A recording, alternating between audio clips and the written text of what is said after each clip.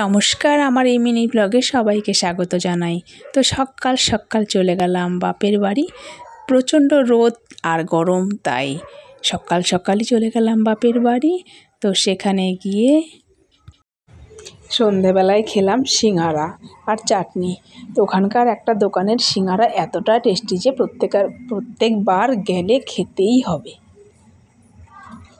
আর এদিকে আমার মেয়ে বের করে নিয়েছে আমার ছোট্টবেলার আমরা বোনেরা খেলতাম যে ছোটোবেলায় কাপড় দিয়ে পুতুল বানানো, আর তার সঙ্গে মাটির রান্নাবাটি।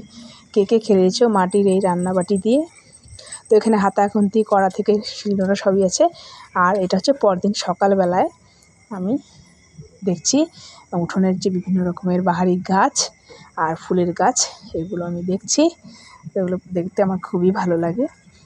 আগেও আমি সারা বাড়িতে এইরকমভাবে গাছ বুনতাম, আর বাড়ি ফিরে পার্সেলটা খুব খুশি হয়ে গেলাম।